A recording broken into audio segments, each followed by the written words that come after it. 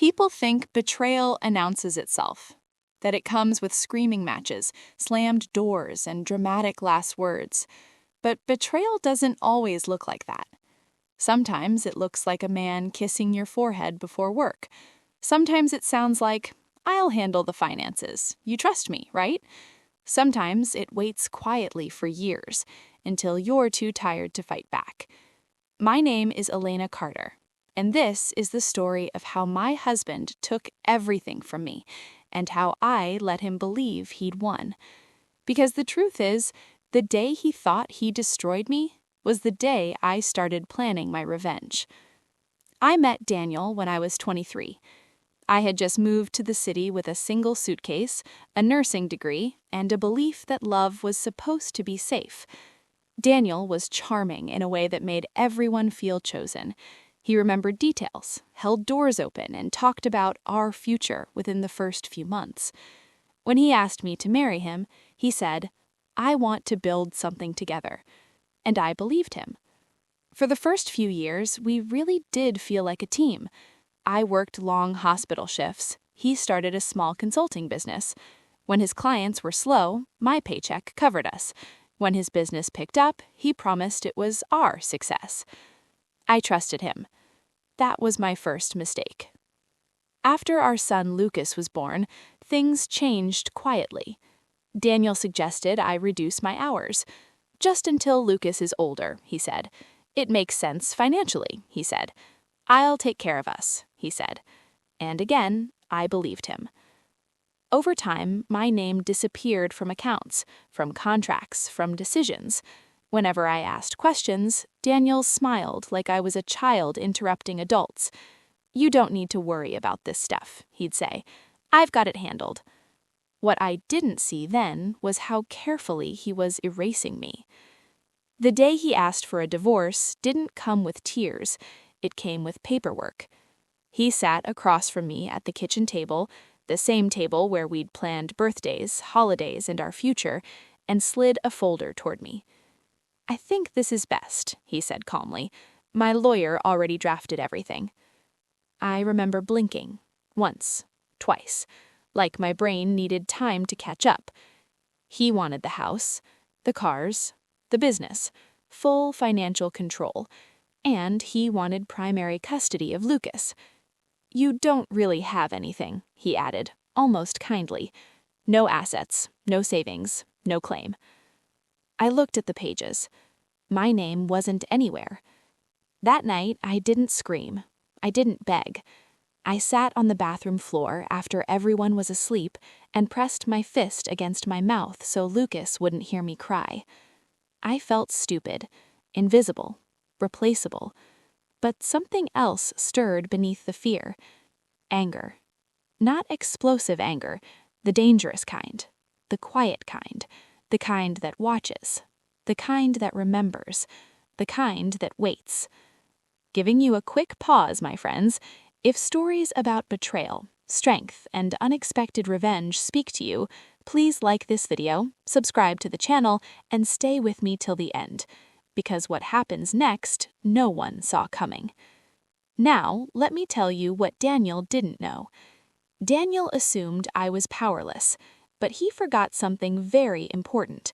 Before I was a wife, before I was a mother, I was observant. And over the years, I had quietly kept copies, emails forwarded to myself, photos of documents just in case, notes of conversations I wasn't supposed to remember. At the time, I didn't know why I saved them. I only knew it felt necessary. That instinct would save me. When Daniel moved into his new apartment, the one he paid for with our money, he started acting victorious, smiling more, dressing better, talking about our fresh start. He underestimated silence. While he celebrated, I visited a lawyer. A woman, sharp eyes, calm voice. She read through everything without interrupting. Then she looked up at me and said, "He's made a very big mistake." That was the first time I breathed in weeks. She explained what Daniel had hidden: undeclared income, business profits routed through shell accounts, assets purchased under relatives' names, fraud. Not just marital dishonesty, legal fraud. And because I was married to him during all of it, I was entitled to far more than he thought. But we didn't act immediately. My lawyer had a plan. "Let him think he's won," she said. "People make the worst mistakes when they feel untouchable." So I signed the initial agreement. Daniel smirked when I did. He hugged me and whispered, "You'll be okay." I smiled back and let him walk straight into his own downfall.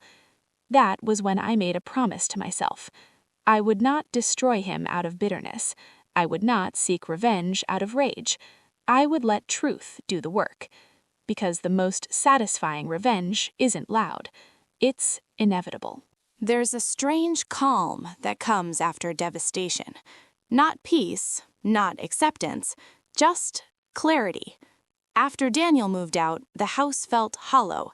His footsteps were gone. His voice no longer filled the rooms. But in that silence, something unexpected happened. I started thinking clearly again. Every morning, I woke up, made Lucas breakfast, packed his bag, and kissed his forehead like nothing was wrong. I played the role Daniel expected, the defeated ex-wife trying to survive. And meanwhile, I documented everything. Daniel became careless once he thought the battle was over. He talked too much, bragged too freely.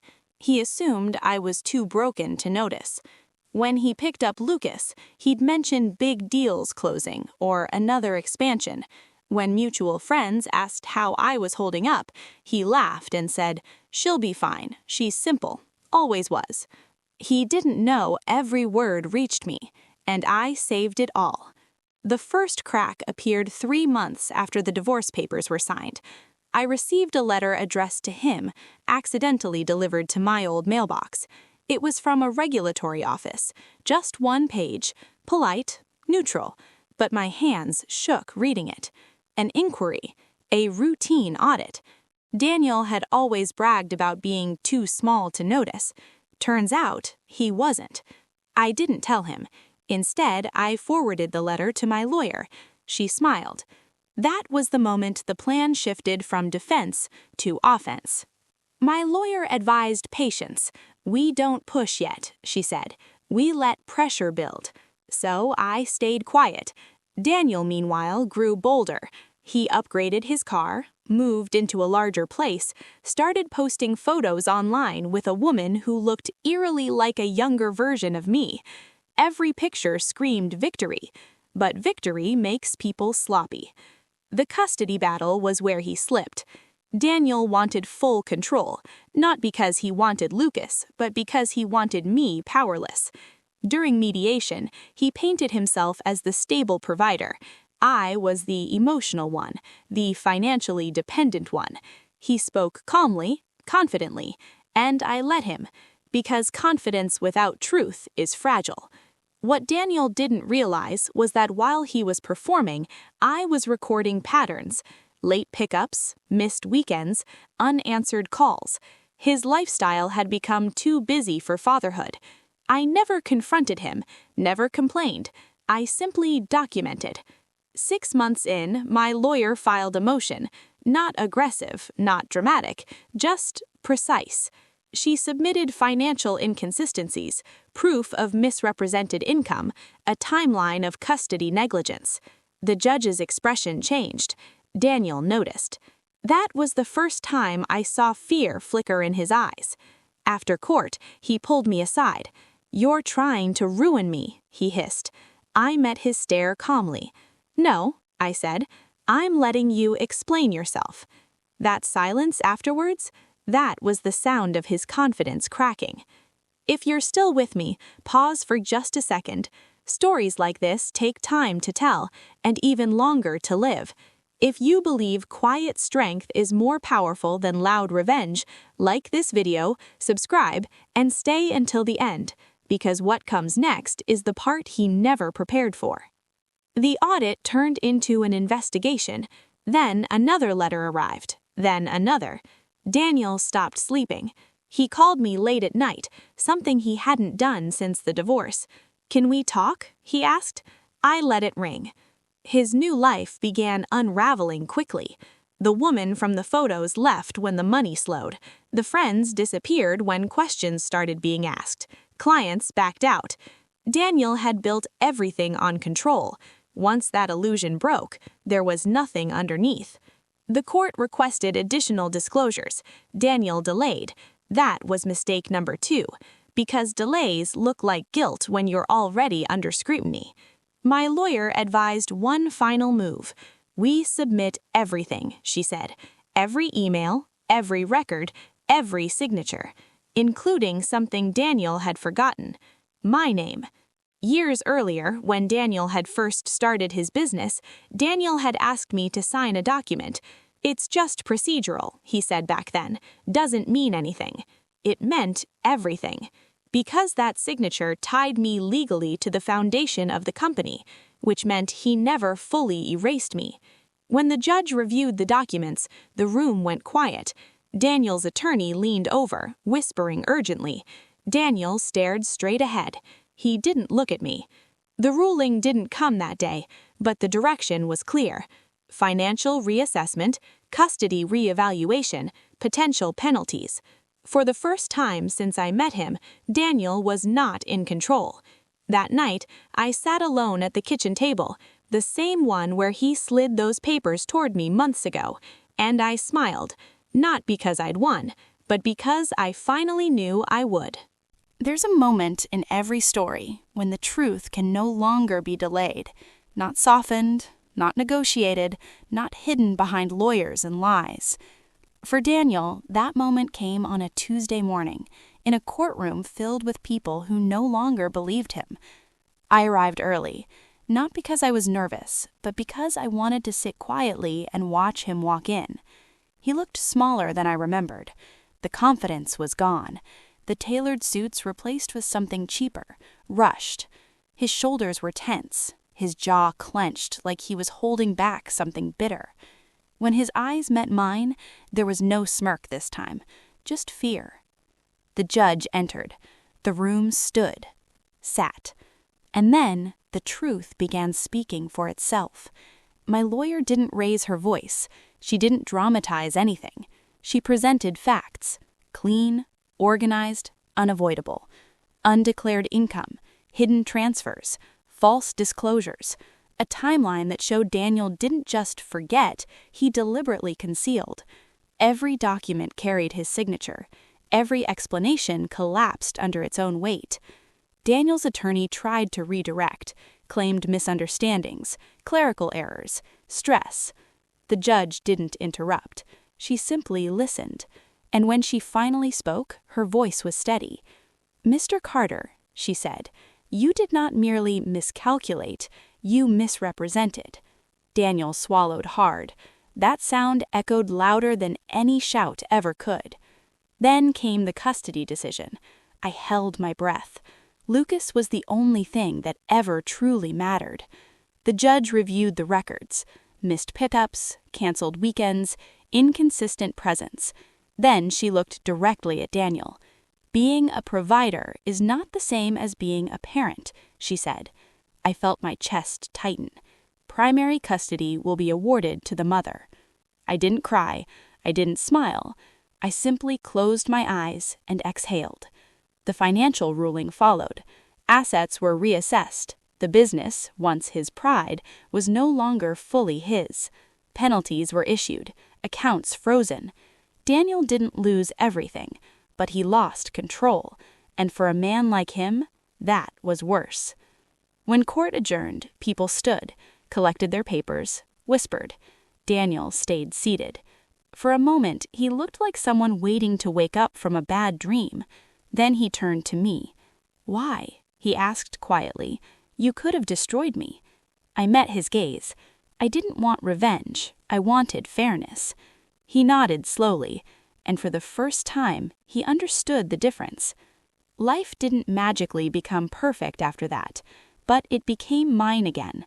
I moved to a smaller home, warmer, brighter, filled with laughter instead of tension. Lucas adjusted quickly. Children always know where they're loved. I returned to nursing full-time. The independence felt like breathing after years underwater. For the first time in a long time, I trusted myself again. Daniel faded into the background of our lives. He still saw Lucas, still played the role he once neglected, but he no longer controlled the story, and that changed everything. Months later, I ran into him by chance, a grocery store aisle, of all places. He looked older, tired.